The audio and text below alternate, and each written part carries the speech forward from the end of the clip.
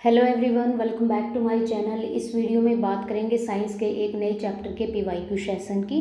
आपको 6 चैप्टर की सीरीज़ मिल चुकी है और मैं एक चीज़ बता दूं, मैं आपको 9th क्लास की साइंस का चैप्टर सेकंड, चैप्टर थर्ड, एक तो है आपका एटम एंड मॉलिक्यूल जो आपके लिए बहुत ज़्यादा इंपॉर्टेंट है, वहाँ से क्वेश्चन डेफिनेटली आएंगे, और एक है आपका स्ट्रक्चर ऑफ एटम। ठीक है, वो दोनों ही चैप्टर कराऊंगी। पूरा चैप्टर नहीं पढ़ना है, सिर्फ इंपॉर्टेंट कीवर्ड्स पढ़ेंगे और पॉइंट्स पढ़ेंगे जो कि एक पीवाईक्यू सीरीज में आ सकते, मतलब क्वेश्चन की फॉर्म में आ सकते हैं, जो आपके लिए बहुत ज़रूरी है। पीवाईक्यू कर लो, कोई दिक्कत नहीं है, लेकिन अगर एज इट इज़ क्वेश्चन ना आके इसी क्वेश्चन का फॉर्मेशन अगर चेंज कर दिया तो वो आपके लिए बहुत ज़रूरी है। वैल्यू आपको पता होनी चाहिए हर चीज़ की। इसके अलावा मैं आपको एक चीज़ और बताना चाहूँगी कि एक कैंडिडेट का मैसेज आया था कि इसमें सिर्फ 2015-16 के क्वेश्चन हैं या 18 के क्वेश्चन हैं। 18 के भी मिलेंगे, 2018 के। 2019 के एंड में जब कोविड आया और 2020 में लॉकडाउन लग गया था, तो 2021 में जब पेपर हुआ था आपका ग्राम सचिव का, जनवरी में पेपर है, मेरे को याद है 7-8 के आसपास पेपर था, और उसके बाद इन्होंने सीईटी अप्लाई कर दिया था। बाकी अगर आपका साइंस का डेटा से मैं बात करूं तो टीजीटी साइंस का मेरे पास प्रीवियस ईयर क्वेश्चन पेपर है और पीजीटी साइंस के हैं, वहाँ से आप कर सकते हैं। अगर आप चाहें तो टेलीग्राम चैनल पे मैं वो पेपर आपको प्रोवाइड करा दूंगी। बाकी साइंस के जो क्वेश्चन हैं वो इस सीरीज़ में इतने ही क्वेश्चन हैं। अगर आपको कहीं और से मिल रहे हैं तो आप बिल्कुल कर सकते हैं उसके साथ तैयारी। फर्स्ट क्वेश्चन है, निम्न में से किसी एक का प्रयोग व्यापक रूप से निश्चेतक के रूप में किया जाता है। निश्चेतक का मतलब होता है, देखिए, अगर जो चीज़ आपको हिंदी में प्रॉब्लमेटिक कर रही है ना, तो उसको इंग्लिश में एक कीवर्ड से याद कर लीजिए। निश्चेतक होता है दर्द निवारक दवा, जो मतलब दर्द से निवारण करती है। देखो, अमोनिया नहीं होगा, मीथेन एक गैस होती है, क्लोरीन साफ करने के लिए यूज़ किया जाता है पानी को। क्लोरोफॉर्म जो होता है, ये दवा दी जाती है डॉक्टर के द्वारा जब कोई बहुत ही ज़्यादा पीड़ित होता है दर्द से, तो क्लोरोफॉर्म एक एज ए निश्चेतक के रूप में यूज़ की जाती है। मीथेन ईंधन के रूप में यूज़ होती है। अमोनिया हमारा नाइट्रोजनी उर्वरक है एक। प्रशीतक मतलब रेफ्रिजरेंट, नाइट्रिक अम्ल बनाने में क्लोरीन, जो कि बहुत से प्लास्टिक पेपर में उपयोगी होता है, और स्विमिंग पूल के जल को साफ करने में यूज़ किया जाता है आपका क्लोरीन का। खाने का सोडा कौन सा है? आपके साथ ऑप्शन ऐसे आएंगे, आप खुद कंफ्यूज हो जाओगे अगर आपने साइंस में चैप्टर वाइज नहीं किया है कुछ। सोडियम कार्बोनेट, बाइकार्बोनेट, सल्फेट या पोटेशियम कार्बोनेट। याद रखिएगा, सोडियम जो बाइकार्बोनेट होता है जिसको NaHCO3 कहते हैं, ये हमारा खाने का सोडा होता है। ठीक है जी।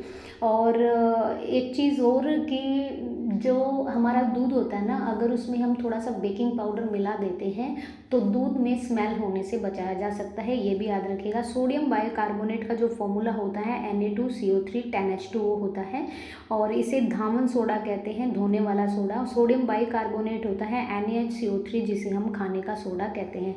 देखो, 15 क्वेश्चन में आप क्या ही उखाड़ लोगे अगर आपने ये चैप्टर नहीं किया होगा तो। ठीक है।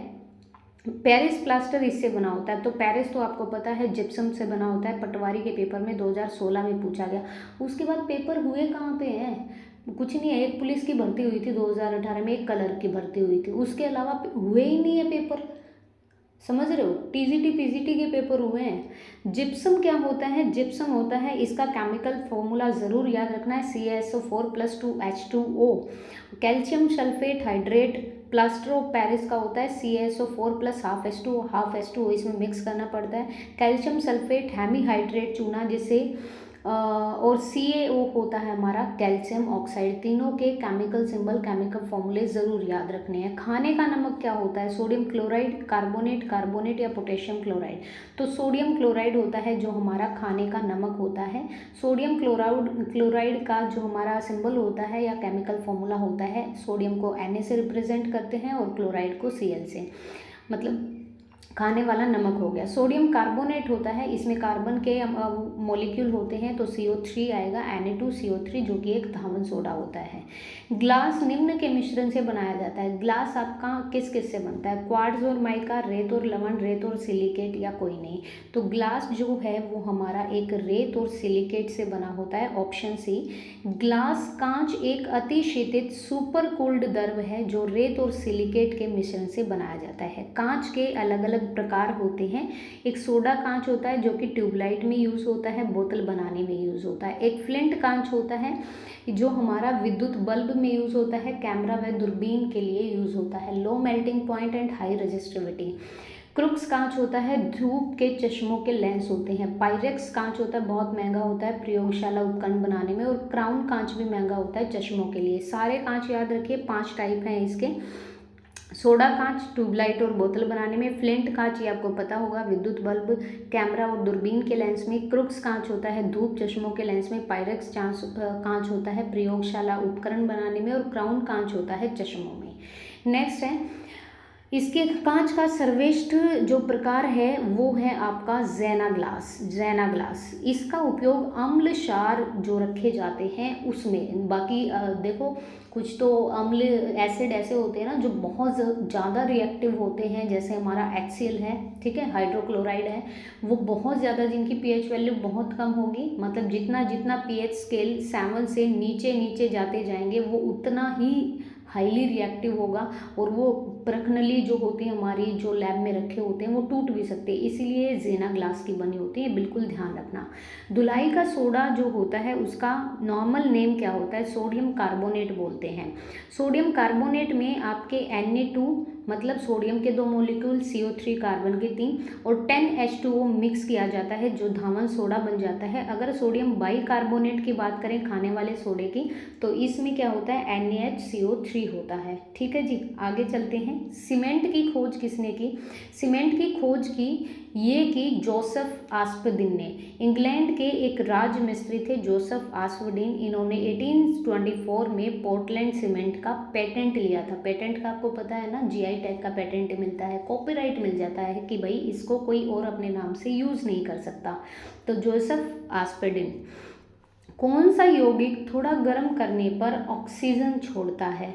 तो अगर उसको गर्म कर दिया तो वो ऑक्सीजन को रिलीज करेगा, मतलब ऑक्सीडेशन होगा, तो ये होता है मर्क्यूरिक ऑक्साइड। मर्क्यूरी को हम Hg से रिप्रेजेंट करते हैं, ऑक्साइड है तो O आएगा, ठीक है, ऑक्सीजन के लिए। अगर इसको 350 डिग्री पर अलग अलग तत्व ऑक्सीजन और पारा में टूट जाता है, मतलब ये अलग अलग हो जाता है, ऑक्सीजन के अलग मॉलिक्यूल और पारा के अलग हो जाते हैं। आपको पता है कि पारा एक ऐसी धातु है जो कि कमरे के तापमान पर क्या होती है? तरल अवस्था में होती है। और ब्रोमीन एक ऐसी धातु भी है। इसका कारण साधारण ताप पर पारा का तरल होना और ऑक्सीजन की विद्युत ऋणात्मकता अधिक होना है। अगर इसको 350 डिग्री सेल्सियस पर आप गर्म करोगे तो अलग अलग इनके एलिमेंट्स हो जाएंगे। और इसका कारण यही है कि साधारण नॉर्मल टेम्परेचर पर ये तरल रहता है और ऑक्सीजन की विद्युत ऋणात्मकता अधिक होती है इसमें। पानी का रासायनिक सूत्र H2O है, सभी को पता है। यौगिक का नाम बताइए। Na2H2O3। तो आपको ये पता होना चाहिए। देखो Na को हम सोडियम से रिप्रेजेंट करते हैं, H2O3 मतलब थियोसल्फेट हो गया, ठीक है जी, ये ध्यान रखिएगा। नाइट्रेट इसमें NO3 आया नहीं है कहीं पे, SO2 सल्फेट नहीं आया है, सिलिकेट SiO3 नहीं आया है। और तो ये यहाँ पर क्या हो जाएगा?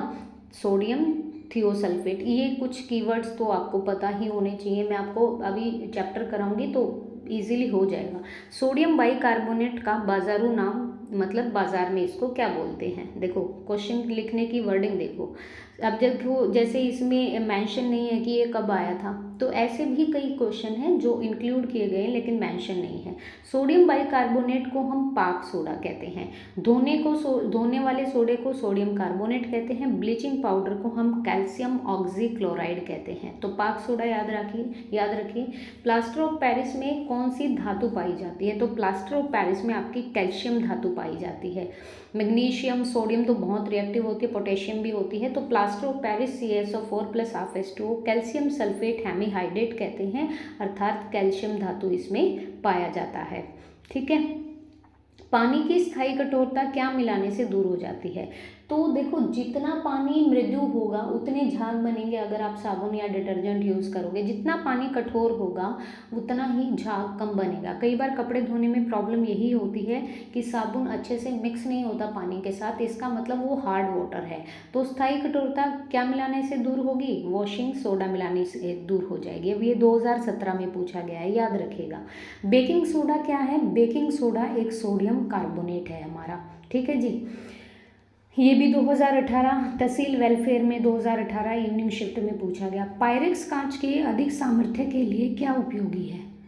जो पायरेक्स कांच होता है उसको अगर बहुत ज़्यादा आपको कैपेबल या बहुत ज़्यादा सुटेबल बनाना है तो उसमें किस चीज़ का यूज़ करोगे? उसमें आप बोरेक्स का यूज़ करोगे।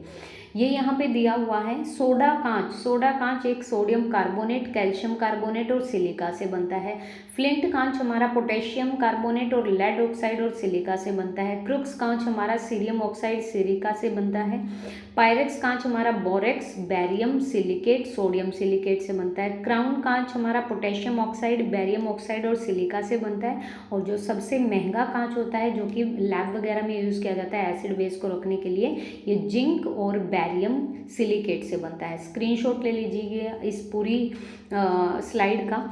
सोडा कांच sodium carbonate, calcium carbonate, silica. Flint कांच potassium carbonate, lead oxide, silica. Crookes कांच सीरियम ऑक्साइड, सिलिका। पायरेक्स कांच borax, barium silicate, sodium silicate. Crown कांच potassium oxide, barium oxide, silica. Jena कांच zinc व barium silicate. मैं आपको एक बार दिखा देती हूँ। देखो अगला चैप्टर मैं अभी नहीं कराऊंगी आपको, मैं पहले आपको एटम एंड मॉलिक्यूल कराऊंगी। एक बार मैं दिखा देती हूँ क्या क्या करना है। खुद से पढ़ना है, खुद से भी पढ़ सकते हैं। गूगल में डाल देना कि atom and molecule class 9 chapter 3 PDF in Hindi. English में भी आएगा ये, अगर किसी को इंग्लिश में चाहिए, इंग्लिश में बहुत ईजी है, इंग्लिश में भी कर सकते हैं। तो देखिए हम यहाँ से ना कंप्लीट नहीं करेंगे इस चैप्टर को, हम कुछ कुछ चीज़ें करेंगे। जैसे द्रव्यमान संरक्षण का नियम क्या कहता है, ये हो गया। जैसे अगर हमारा ये हो गया जॉन डाल्टन, इन्होंने क्या किया था, ये क्यों जाने जाते हैं। स्थिर अनुपात का नियम क्या होता है। उसके बाद परमाणु क्या होता है, आपको पता है ना, एटम से मॉलिक्यूल बनते हैं, परमाणु से अणु बनते हैं, अणु से यौगिक बनते हैं। एटम सबसे छोटा सब्सटेंस होता है, यौगिक से मिश्रण बनता है। अब जैसे ये वाली चीज़ है, इसको भी याद रखना है। परमाणु की रेडियस को किस में मापा जाता है, इसका सापेक्ष आकार क्या होता है, अगर हाइड्रोजन के परमाणु है तो रेडियस कितनी होगी। ये चीज़ हम करने वाले हैं ज़रूर, ये मैं आपको कराऊंगी। ये यहाँ पर IUPAC, ये जो international union of pure and applied chemistry होती है, ये क्या है। उसके अलावा जैसे परमाणु द्रव्यमान हो गए, जैसे ये टेबल है आपकी, ये भी पता होनी चाहिए कि भाई एल्युमिनियम को Al से रिप्रेजेंट करते हैं, कॉपर को Cu से, नाइट्रोजन को N से करते हैं, ठीक है। उसके अलावा नीचे चलते हैं तो जैसे ये है, कुछ तत्वों के परमाणु द्रव्यमान भी दिए हुए हैं आपको, एटॉमिक जो मास होते हैं, जैसे हाइड्रोजन का 1 है, कार्बन का 12, ये आपको पता होने ही होने चाहिए, ठीक है।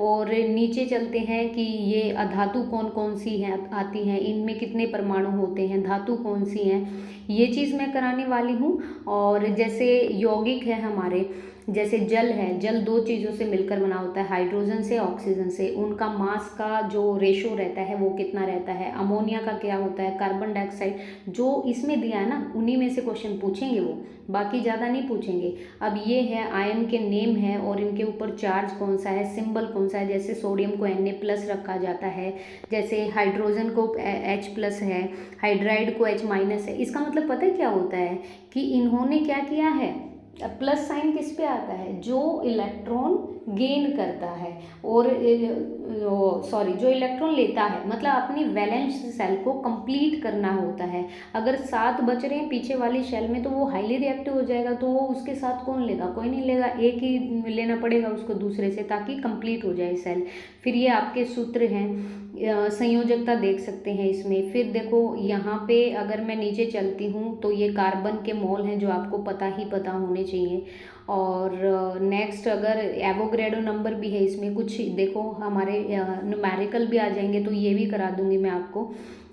और स्ट्रक्चर ऑफ एटम दिखा देती हूँ, ये आपका स्ट्रक्चर ऑफ एटम है। स्ट्रक्चर ऑफ एटम भी बहुत इंपॉर्टेंट है आपके लिए कि भाई इसमें से क्या क्या पूछा जा सकता है। जैसे ये हमारे टॉमसन है, ठीक है, जे थॉमसन है ये हमारे टॉमसन, तो जिन्होंने इलेक्ट्रॉन की खोज की।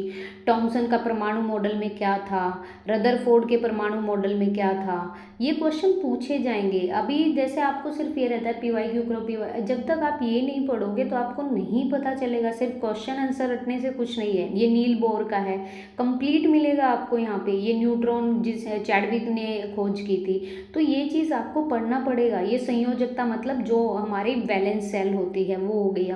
अब ये देखो, इसमें संयोजकता बताई है भाई, हाइड्रोजन की कितना एटॉमिक नंबर, इसमें प्रोटॉन कितने, न्यूट्रॉन कितने, इलेक्ट्रॉन कितने, इसकी वैलेंसी कितनी है, वो मैं आपको सिखा दूंगी। बहुत ईजी होता है ये। फिर आपके आइसो बार, आइसो टैब्स, आइसो टॉप्स, ये वाले हैं, संभारिक है, समस्थानिक है।